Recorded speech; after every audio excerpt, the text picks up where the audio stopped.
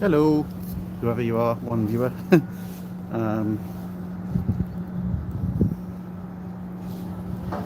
I'm just trying to arrange this camera so we can actually chat. So hopefully I'll be able to see people's messages as they come in. Apologies for the slightly shaky start, but I had to reset a few settings.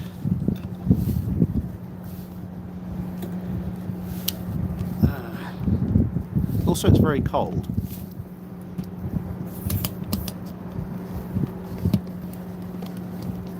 There we go. Almost there.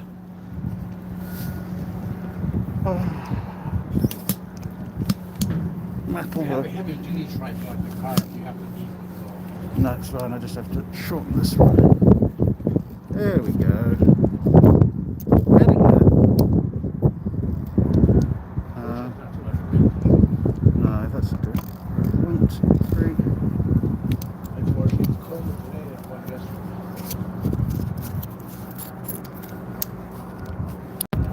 Hello. Right. Sorry, I'm just trying to adjust everything because there we go. There we go. Right. Okay. Now I can actually see everything that's going on. Right. Hello, everyone. We are aboard USS Salem, and it's very, very cold. It's not as cold as it was a few days ago, but then a few days ago it was, in US terms, -10 Fahrenheit. In English terms, that's like -20, 25 degrees Celsius. And that's not counting for wind chills. So if that had if it was that weather, I wouldn't be out here. Let me tell you that much. So yeah. Yeah.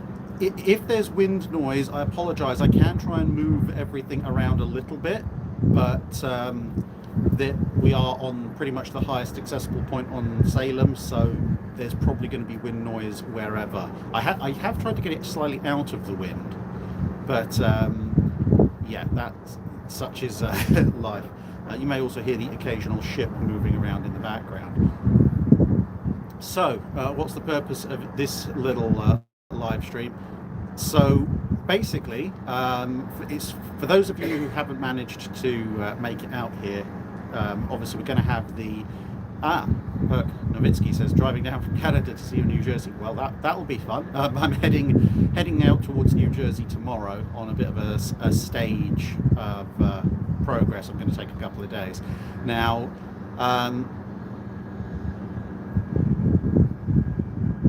yeah, so anyway, what was I saying? Yeah, so the purpose of this particular live stream, as I said, is so people who weren't able to...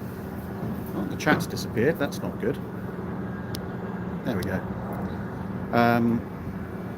Yeah, the purpose of this is for people who haven't been able to make it down to Salem to say hi, to be able to have a quick chat. Obviously, I'm only going to be out here for a certain amount of time before it gets too cold and I'm going to have to go inside.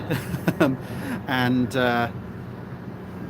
we've got the fan meet and greet happening at 2, so in between this and then I've got to get something to eat, get and a drink, etc, etc. So I will be answering people's questions generally in the chat, but also any donations that come in, as I mentioned in the community post on, I think, Sunday, any donations that come in during the live stream will be sent directly onto USS Salem. So it's also kind of a little bit of a fundraiser. Some people saying if I stay close to the camera it improves the sound. Well, yeah, I can do that. It just means you have to put up with more of my fat head in the way and less of the glorious Auto 8 inches. So, I'm now, since I'm not on my computer, I can't really scroll back up and down the chat, so I'm just going to try and take questions rapid fire out of the chat when they show up. Noah Mulguy asks, are you in Boston anymore after your visit to Salem? So I'm here all of today, but tomorrow morning I'm heading out via Quincy. Sorry, we're in Quincy via Fall River and heading down to the New Jersey-New York state border, and possibly seeing Nautilus on the way. It depends how the timing works out, and then we'll just have to see how things go after that. Internet Explorer says, how cold is it there? It's a little bit above freezing, but the wind makes it feel a bit colder still. I'm currently in 4 layers, and this outer layer is Arctic rated, and I'm just about happy. I should have bought some gloves, put it that way. Carlton Harrison, what is the current condition of Salem? She does need support. That they are planning a lot of work to this spring and summer. There are parts of the ship which do need a little bit of a repaint, but having gone through a lot of the interior this morning, there's lots of parts of the ship that are in pretty good condition and definitely worth a visit. We're just down in the fire control room. Yeah, that's a fun thing. They've just finished redoing one of the, I think it's the port side anti-aircraft fire control director. That's looking really good. But yeah, I mean, as with all museum ships coming out of lockdown and last year, there's a fair amount they want to do. People asking if I've been to Cass and Young. No, I haven't. Cass and Young's on my to-do list for September. And apparently someone asked when I'm going to visit HMS Splendid. I think that's going to depend on whether or not the Royal Navy let me into the decommissioned nuclear submarine dock pens.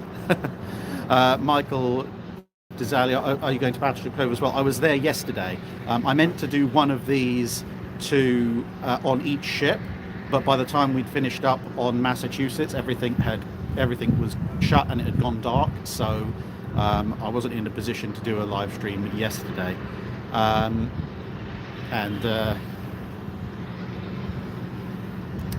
Philip Moyer asking, was she designed with the 8-inch main guns, or was that an upgrade from treated to news?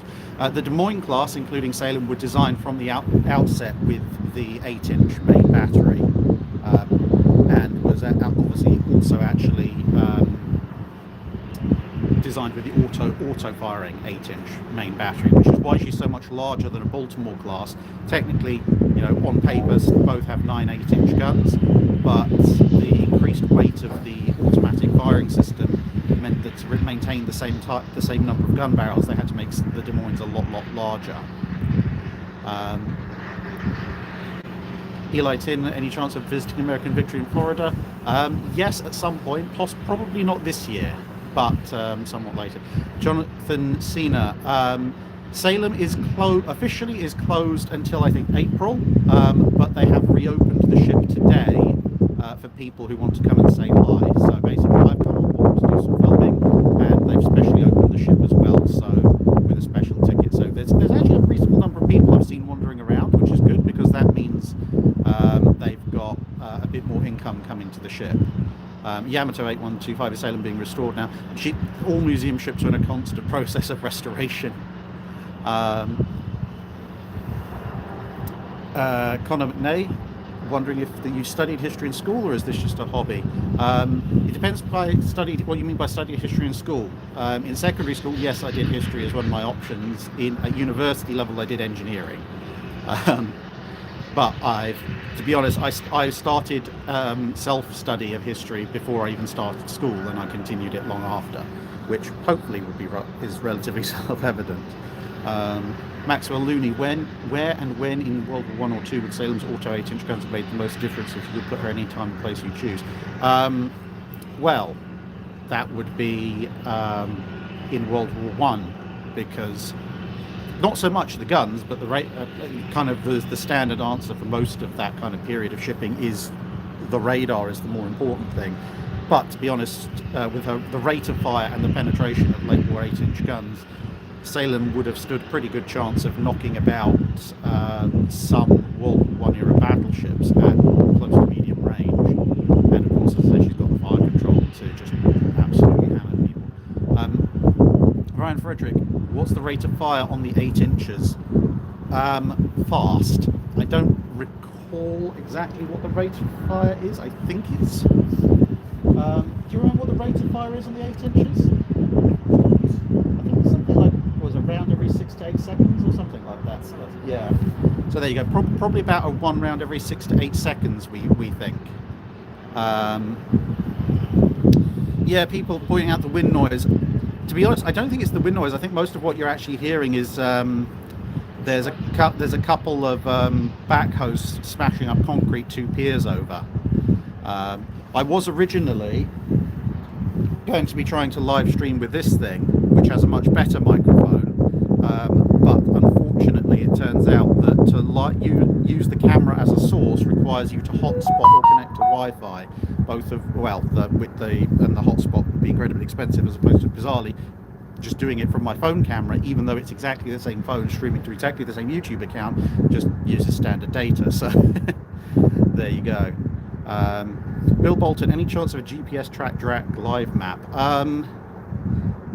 For some bizarre reason, I don't necessarily feel comfortable with advertising my position 24 hours a day by GPS. Yeah, when I get to New Jersey, I'll be doing another live stream like this, but I will figure out something. I can use one of my cameras with a proper audio setup. But there you go. Is Salem haunted? Well, I haven't seen any ghosts, but then I've been here during the day, so there you go. Knight 6831, with the Des Moines class too little, too late? I wouldn't say they were too little. They did arrive in service a little bit too late to take a major active part in World War II, but they did still have a very useful role to play in the early Cold War. Obviously, if they'd been in service during the Second World War, then that would have been even better.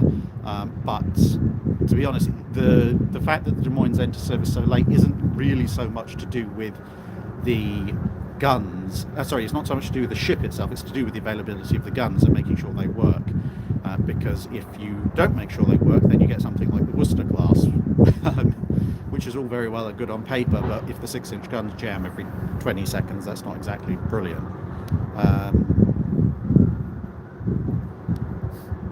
Michael Shelby saying good morning, keep warm. Yeah, that's definitely, keeping warm is definitely a thing that needs to happen. We're going to be doing the meet and greet in the wardroom, because I don't think anyone's going to survive sitting on the fantail at the moment for 2 hours. Yamato 8125 saying Salem versus a Takao class cruiser. Yeah, the Salem's going to win that, because Takao will get off a single salvo, and then Salem in that time will probably have gotten off 3 or 4, and with the sheer number of fire control directors and fire control computers that Salem's got, she'll probably have landed about half a dozen hits before Takao's gotten off a second salvo. John Dugan pointed out the maximum rate of fire is 10 rounds per minute, so yeah, 1 round every 6 seconds. We were on target with a sustained rate of fire of 6 RPM. Yeah, and if you've seen the video I did for Salem late last year, you'll have noticed when we went down to the magazines, part of the reason for that is that the one part of Salem's gun firing system that isn't automatic is the feed of the shells and the charges from the magazines. So the crew has to feed ammunition into the system, and that is the limitation on sustained rate of fire. Lou Pile says hello from Buffalo. Well, hello. Hopefully I will be visiting Buffalo in September. I've since the last video I did, I have discovered that the HINSA conference for this year is in Buffalo in September, so I'm definitely going to be there. Thank you very much, no scams. Matt Bauer says it's just spinning for me.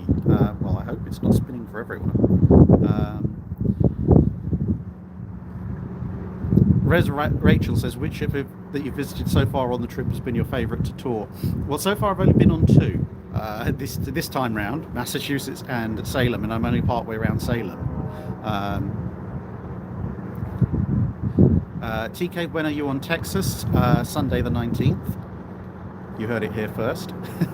Obviously, I'll be doing a dry dock tour, so I'm still pondering where we can meet up with people in Texas in the evening, but I haven't got anything specific planned just yet, because I don't know what's going to happen with timings, etc., because I have a flight out in the morning to get home. Frank Damaris, if Trowbridge had engaged Goeben, how close would the range have to be for the 9.2-inch guns to have a reasonable chance of penetrating the belt armor? We're talking 4-digit ranges, sort of 5,000-6,000 yards.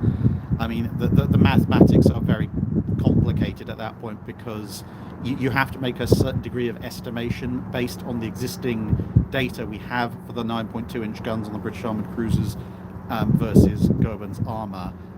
You basically, at the moment, we have data points of 0 yards, at which point, yes, it will penetrate, and we have data points of sort of 8 to 10,000 yards, at which point it's very, very questionable, if not completely out of the question.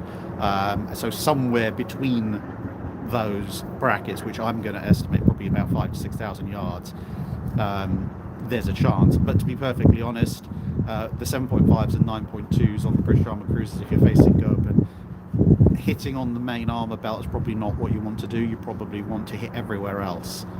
Bearing in mind that, Lutzow, for example, ended up sinking in large part because of damage to her bow rather than anything else, and Seydlitz likewise almost went down to that kind of damage. So for Trowbridge's cruisers, bearing in mind he does have some destroyers with him, plus his own ships have torpedoes as well, he'd be much better advised to smother Goeben in fire to prevent it from actively being able to fire back, and to slow it down to allow him to get a decent torpedo salvo in. The Legacy asks, why are you visiting in February? Because I'm going to the Western Naval History Association conference in San Diego next week. So that's why I'm here, but I didn't fancy a 13 to 16 hour flight to San Diego directly, so I thought I'd stop in Boston and then work my way across the country in stages. While I'm here, you've got to visit somewhere like here, even if I've visited it once before, but it's always worth visiting again. Brent Paulus, when did the US really get serious about designing supercruisers? Right, I know there's a lot of wind at the moment, I can feel it. It depends how you define supercruisers, because bearing in mind that the original battle cruisers are very much supercruisers as well. But the US has classic supercruiser designs, whether that be Salem, Alaska, or something variant thereof, from the mid-1930s onwards. But if you want to expand that to some form of battle cruiser, but more on the heavily armed, not particularly heavily armoured side of things, the US was looking at that almost from the minute Invincible hit the water. It's just that basically from about 1908-ish, when they drew up their first sketch designs, through to the late 1910s, while they drew up a variety of designs, they weren't allowed to build any because they didn't have the money. And then they got the money and they started building the Lexingtons, and then the Washington Treaty came along.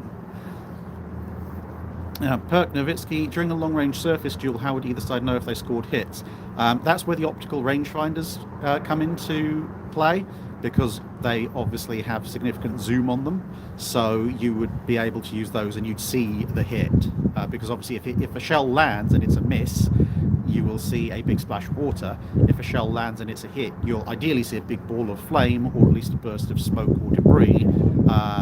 And if you suspect you might have seen something, rather than guarantee you've seen something, you can also count the shell splashes. So if you get a straddle with a 9-gun salvo and you see 7 water spouts and something happening on the ship, you can probably reckon you've got 2 hits.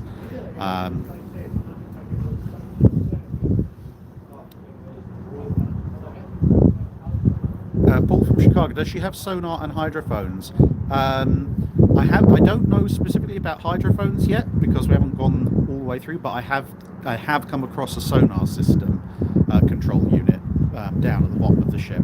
So, excuse me, what grade of systems she has, I don't know, but there's definitely some form of underwater sensing apparatus somewhere down in the base of the ship. Or else somebody took the time and the effort to ship a whole control and monitoring unit down there for no particular point, which seems unlikely.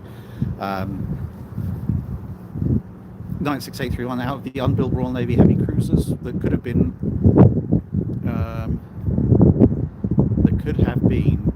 which could have been developed into a Baltimore equal. Probably not the Surreys, because the Surreys were derivatives of the counties. They weren't quite as large. Sorry, it's really cold. The Baltimores obviously are basically doing everything that a treaty era cruiser is supposed to be able to do, but they're doing it on the tonnage that makes that practical. So I'd say probably one of the 1939 design cruisers. Because the British were looking at a hull of approximately the same displacement as Baltimore, and they were playing around with, do we have 12 8-inch guns in 4 triples? Do we have 9 8-inch guns in 3 triples, because they pretty much moved past the twin at that point, and there were also the 9.2-inch cruisers of varying degrees. So probably one of those 1939-ish designs. Stereo X1, are you in Boston right now? Well, technically I'm in Quincy, but yes. Daniel Taylor, will you be getting barbecue in Texas? Well, I think I would be a bit of an idiot if I didn't. Very silent mouse. Can you use your body to shield the mic from the wind? I don't know about that, but what I might be able to do... this may end very badly. Is if I... What should we do? Now, if I put that here... Okay, well, you don't get quite as much of a view, but is this any better for wind noise?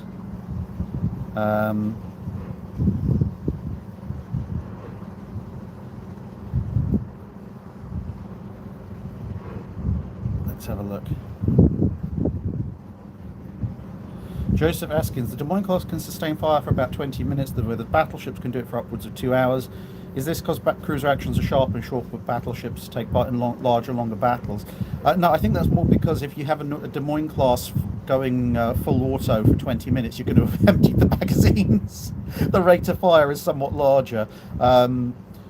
This is the thing, if a battleship theoretically can fire one salvo every 30 seconds, but in battle they're usually firing about once a minute, which means if you think about how many let's say we're talking about an American fast battleship, if you have, let's say, 600 shells in the magazine, in each magazine, and you have 3 guns, then you can fire 200 salvos, assuming all your guns stay in play.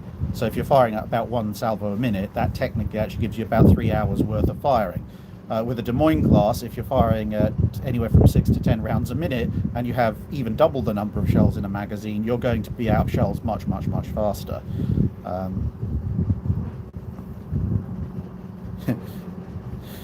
Poor Man's Electronics Bench says Mount Washington recently had a new record low wind chill. Yeah, a lot of people have pointed out Mount Washington was colder than the surface of Mars.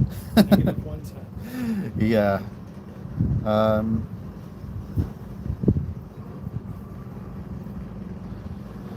Koroi Namida, do you plan a trip or visit to USS Laffey on this trip or in the future? Not this trip, but in possibly in the September trip, hopefully.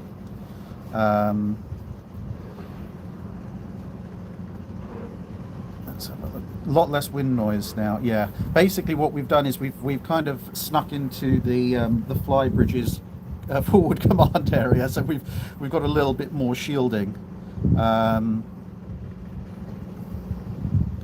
Yeah, the wind keeps shifting, which is annoying. I was walking around the base of the rangefinder that's behind us, trying to work out where there's less wind, and it turns out the wind just chases you all the way around, which wasn't particularly great. Arden says, when will you visit Maryland? We've got Annapolis, Baltimore, Chestertown, lots going on. I was in Maryland last time. I did visit Annapolis and a couple of other places of the Maryland Machine Gun Club. There's a video about that up already from last year, so that was quite fun. But yeah, in terms of revisiting Maryland, I don't know yet. There's a lot to see in the US.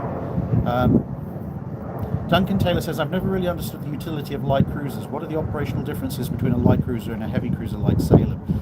Well, 6-inch, 8-inch guns are usually the main thing, but light cruisers, broadly speaking, come about for 2 reasons. One, it's easier to make smaller commerce protection cruisers and commerce patrol cruisers, which are obviously therefore cheaper, and you can build more of them using a 6-inch gun, because you can get a decent number of 6-inch guns on a 5, 6, 7,000 ton hull. You can't really do that with 8-inch guns. Also, if you're using them as a fleet screen, to be honest, the 6-inch gun is probably a better choice in the 1930s, because the rate of fire that a 6-inch gun can put out is much higher. So if you're facing a massed destroyer attack, you're going to want the 6-inch gun, because that can, stop destroyers pretty easily. but you can hit a lot of them. Whereas if you have an 8-inch gun heavy cruiser, even if it's the same displacement, yes, an 8-inch shell will probably do more damage when it hits a destroyer, but you're going to get a lot fewer hits. So realistically, those are the two main uses of the 6-inch light cruisers.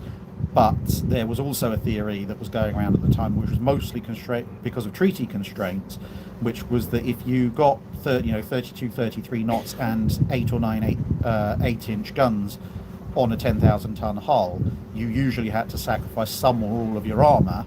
And if you did that, well, then someone could stick a bunch of rapid-fire 6-inch guns and potentially penetrate your armor, which would be beneficial for the 6-inch cruiser. Of course, people then started cheating the treaty, so, well, there you go.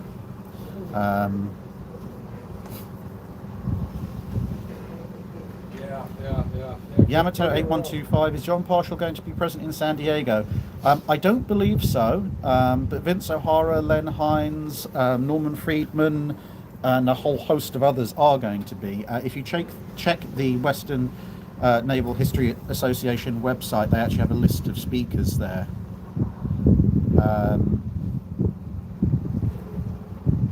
So that will tell you, but there are a lot of really good speakers there. Frank Bodenschatz says, how is Mrs. Drack enjoying the trip? She stayed at home this time because this is a fairly short, sharp trip. So it's just me this time round.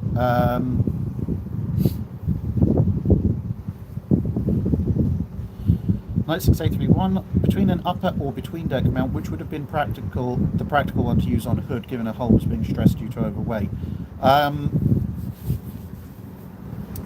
It depends on the weight of the gun you're using, to be honest, because if you're using, a twin 4-inch AA or a single 5.5-inch anti-surface or some other variant of the multiplicity of secondary guns the Royal Navy used during that time period, that's going to make, I think, more difference to the stress on the hull than whether it's an on-deck or between-deck mount.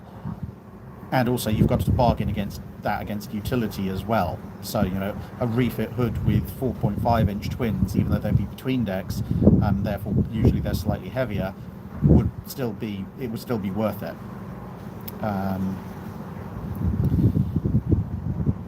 Yeah, Arden, I haven't done a video on my visit to Annapolis, but I was there. The crazy one, if they could reactivate any ship, which ship would you want them to fire the main guns on? Obviously one of the battleships.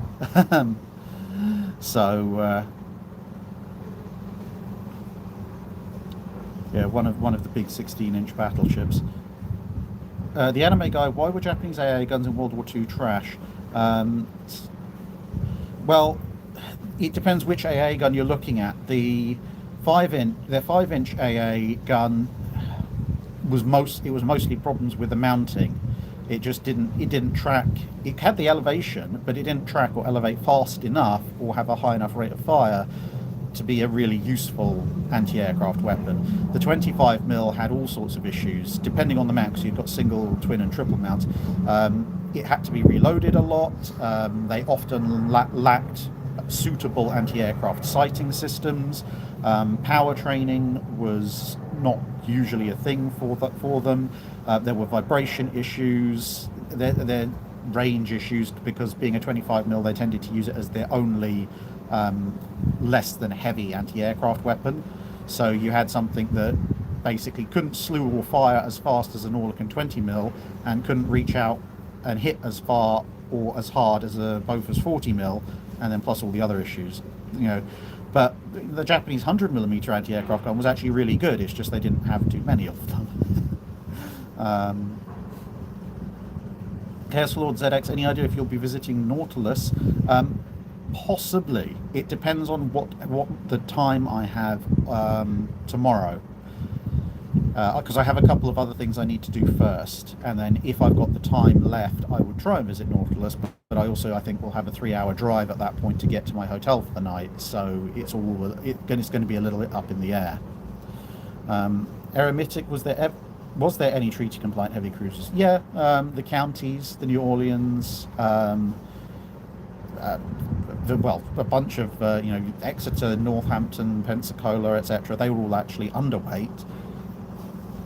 They were treaty compliant, but they had to make sacrifices in order to do that.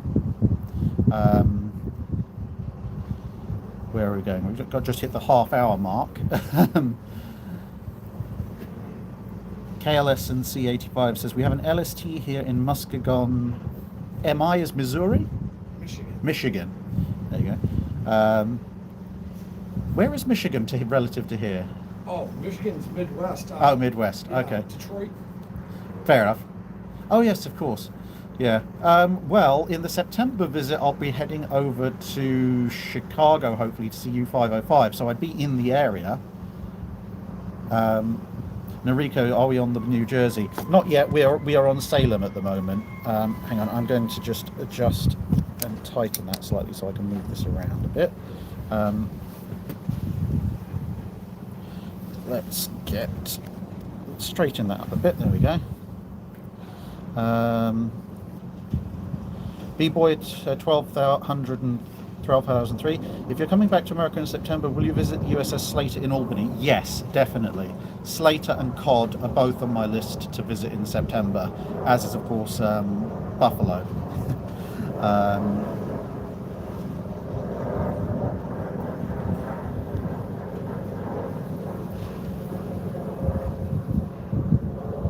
Legacy asked, if Salem or New Jersey lost all heating and power in similar temperatures to the polar vortex last week, how long would it take for the ship to become completely cold? No idea, but it would take New Jersey longer because she's got a lot more mass and volume. Also, I wouldn't want to be on board at the time.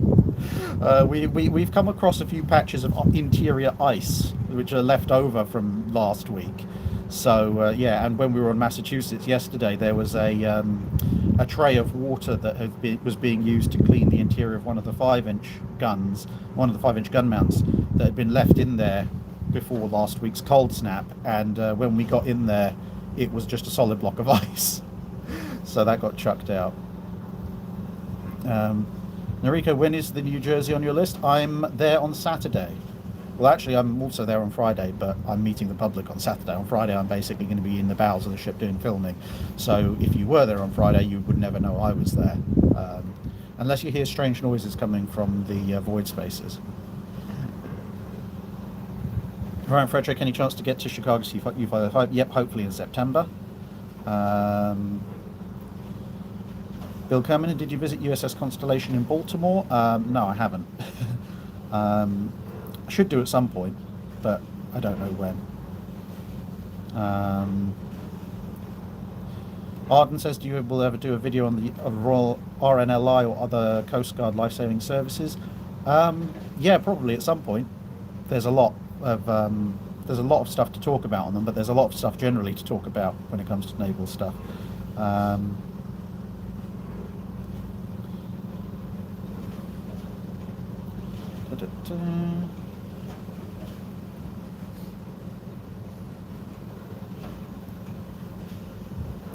Adam Bowman says, was aboard Wisconsin on Sunday. Got to see the recently opened aft plotting room. Yep. Forward fire control computers. You'd be surprised just how many of them there are.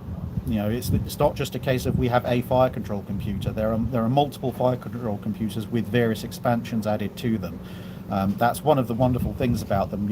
If one of them's been adapted with an extra module that lets it do extra things, it's literally physically installed. It's not like today with software where you just get some downloadable content. You actually have to bolt a new mechanical section on.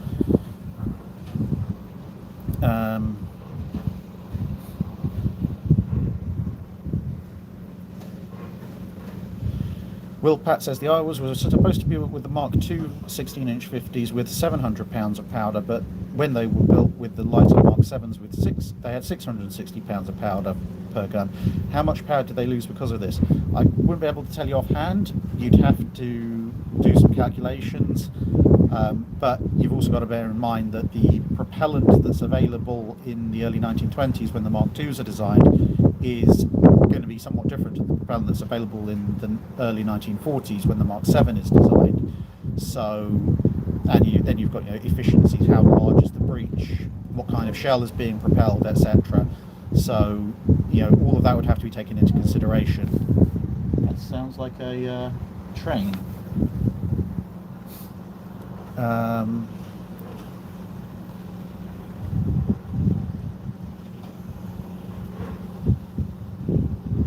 The crazy one says, I would suggest a visit to Fredericksburg, Texas.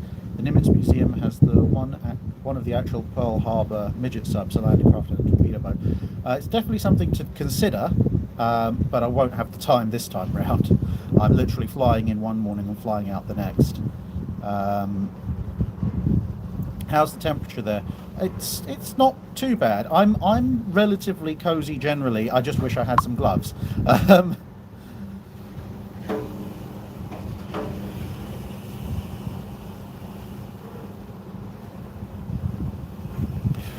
Right.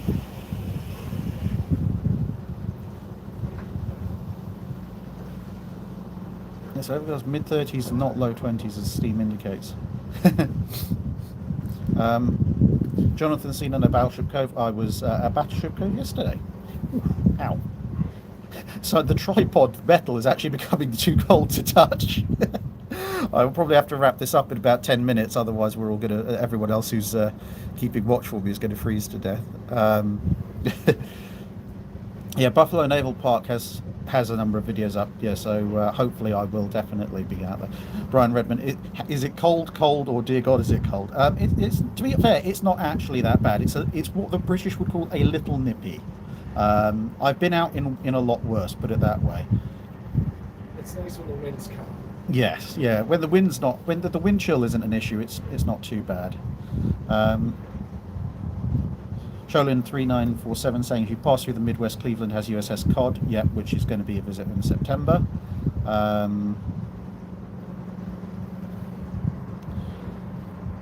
Malland, any plans to visit USS Texas? Well, yes, as I said, I will be popping into Texas on Sunday the 19th at the conclusion of the trip. How are we doing battery-wise? I don't know my phone. Well, we've still got 70% charge, so that's quite good. Right. Okay. Yeah, so as I said, any donations, super chats, etc. on this stream are going straight to USS Salem to help fund her. So yeah, don't worry about that. I'll be totaling it up at the end. Where are we going? Okay, let's get a few more questions out the way, and then we shall head inside and warm back up again. To the wardroom. Yeah, head down to the the wardroom. What's the time now? 12:26. Okay, so we've got about an hour and a half-ish before the meeting. It's going to bring a little bit of food if you're hungry. Yes, definitely. Bob Kyle, have you visited or you do plan to visit Pearl Harbor? Yes, I have visited Pearl Harbor when I went to the HINSA conference back in September, and that was very fun actually, if incredibly warm, but then it's Hawaii, so what do you expect? I did actually, after chatting to some people there and obviously doing the harbour tour, I did decide that eventually at some point I will do a Pearl Harbor video, maybe. But as you know, around about December 7th each year, I do a video that's related to Pearl Harbor, but not, here is the attack of Pearl Harbor, because let's face it, everyone has done one of those.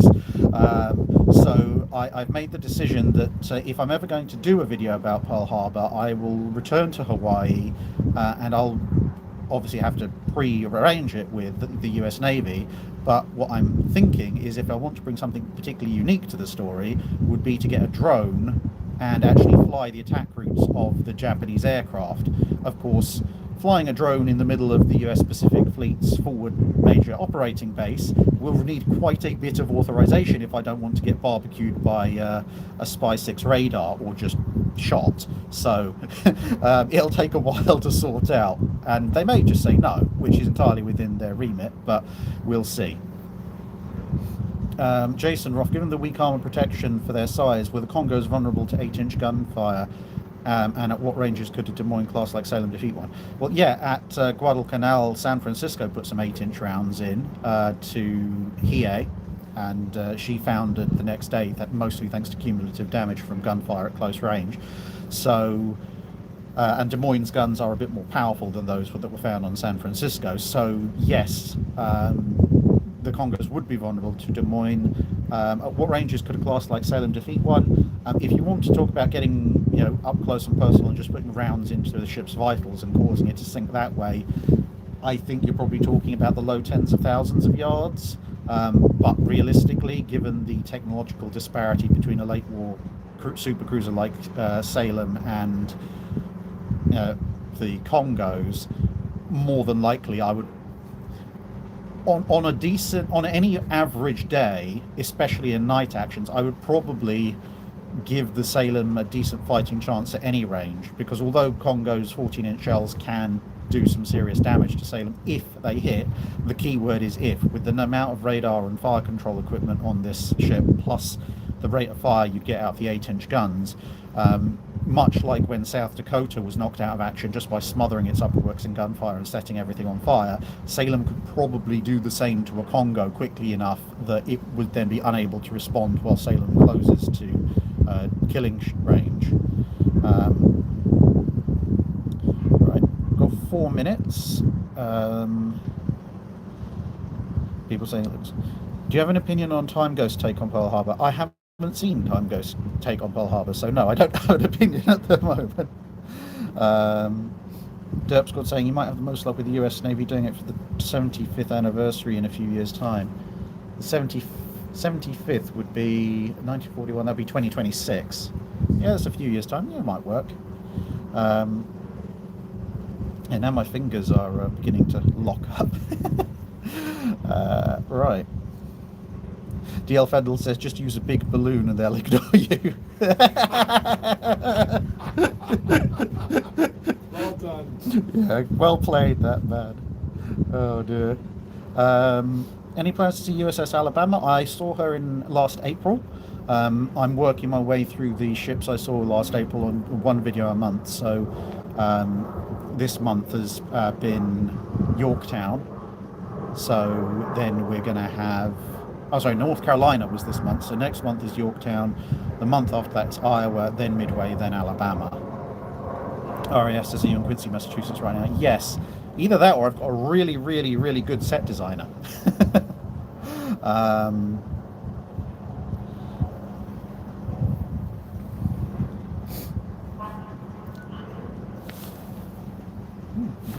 Oh. The Quincy police boat is about to launch.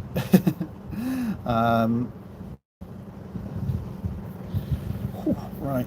Okay, so I'm going to pretty much start to wrap it up there. I'm just going to pick this up and hope it doesn't freeze to my hand.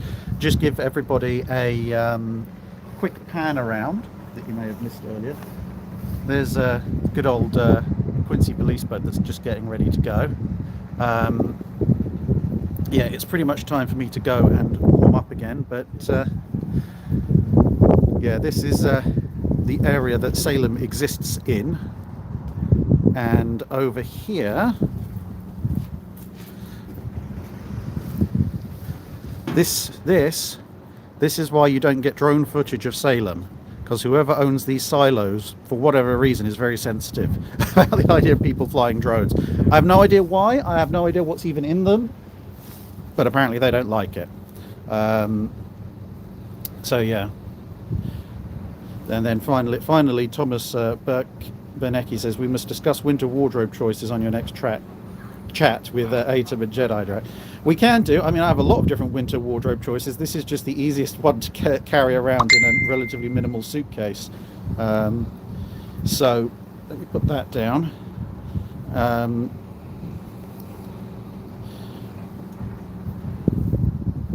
Right, so I think that's going to be it. Thanks for watching, everyone, and we've got mental maths about $250, $300 to donate to USS Salem, so that's all good. And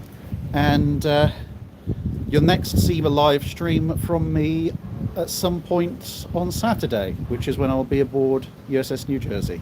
So see you guys, and I'm going to go and find something warm once I figured out how to stop this live stream.